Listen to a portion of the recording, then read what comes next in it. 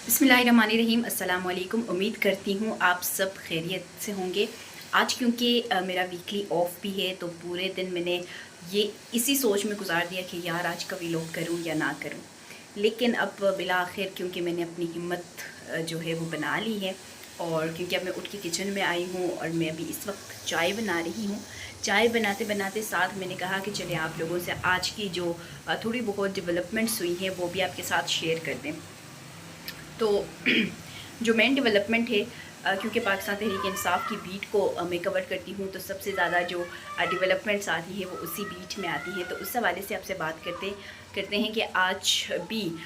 उस दिन भी आप लोगों ने सुना था कि शरफ अफजल मरवत को बानी चेयरमैन इमरान खान ने अडियाला जेल आने से रोक दिया है, और उनकी जानिब से जो जेल इंतज़ामिया है, जो जेल हुकाम है, उनको ये कहा गया था कि अब शरफ अफजल मरवत को उनसे मिलने नहीं आने दिया जाए। यानी कि उनकी जानिब से कहा गया था कि अब वो जब आएँ, ये कह कर के वकील सफाई के तौर पर वो इमरान खान से मिलने अडियाला जेल में जा रहे हैं, तो उनको इजाज़त नहीं दिया जाए।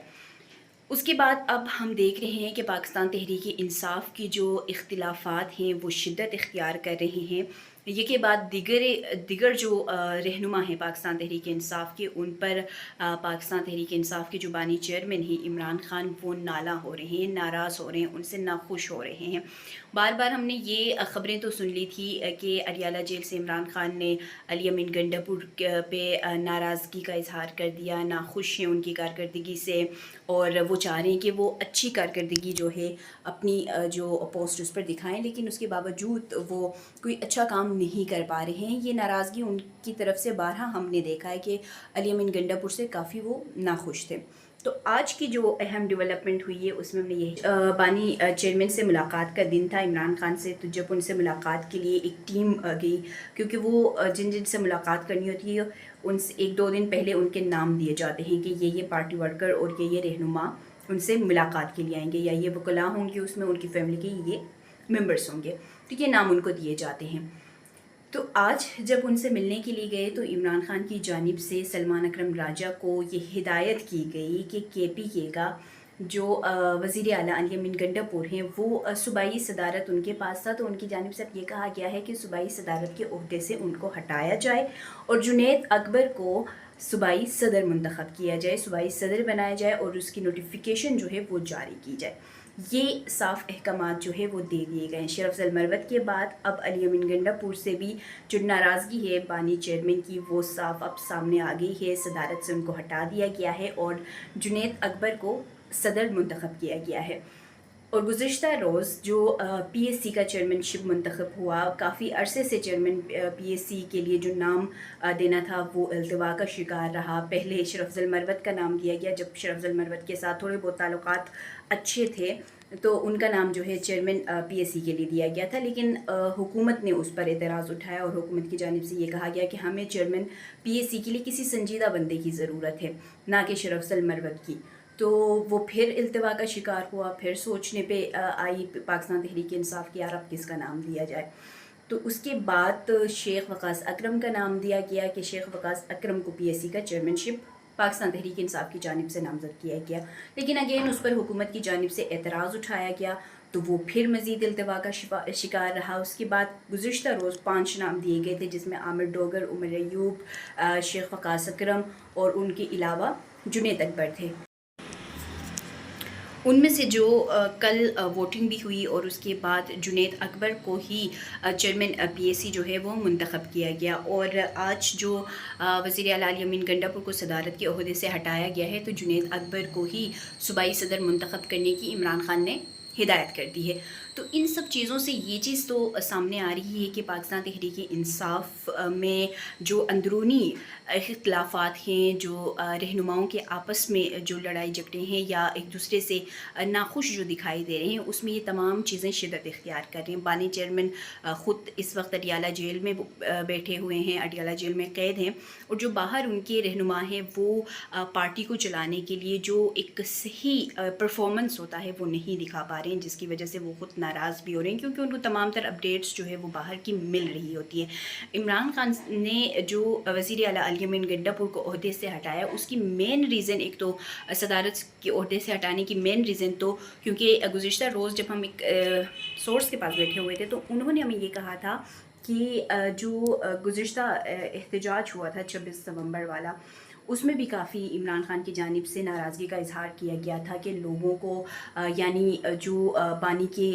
چاہنے والے ہیں عمران خان کے، ان کو لے کے آتے ہیں اور اس کے بعد وہ ان کو بیچ راستے میں کہیں چھوڑ کر خود نکل جاتے ہیں۔ تو یہ مین ناراضگی تھی ان کی کہ ان کی کارکردگی جو ہے وہ اس پوسٹ میں صحیح نہیں تھی۔ تو اب ہم نے یہی دیکھا کہ عمران خان کی جانب سے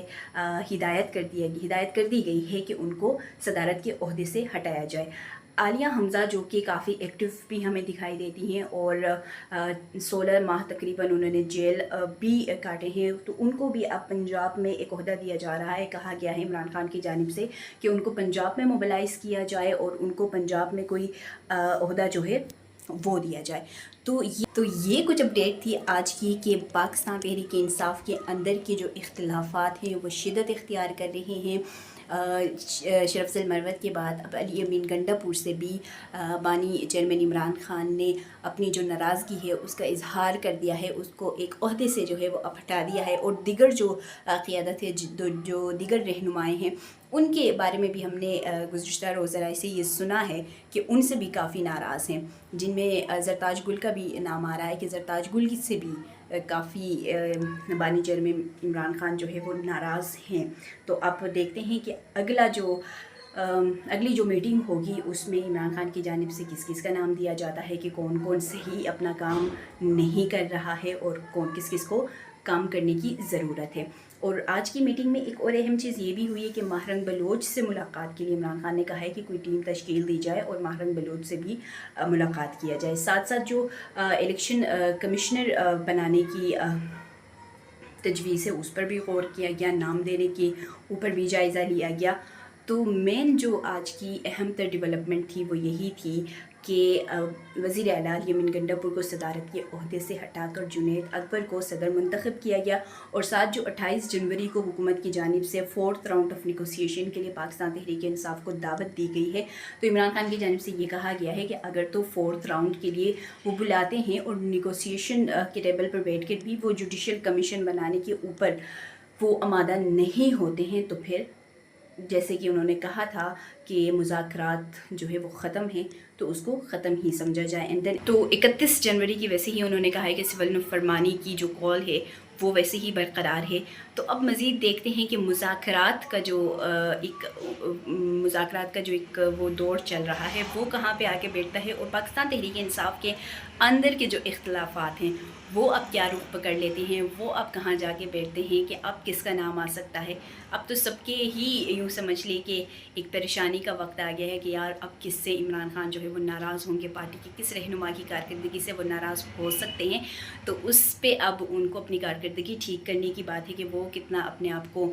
جو پارٹی میں کام کرنے والے لوگ ہیں وہ خود کو ٹھیک کرتے ہیں۔ تو آج کے لیے اتنا ہی۔ میری چائے جو ہے وہ پک چکی ہے تو اب میں نے سرو بھی کرنا ہے، تو مجھے دیجیے اجازت، اور میرے یوٹیوب چینل کو ضرور سبسکرائب کیجیے گا، لائک کیجیے گا، اور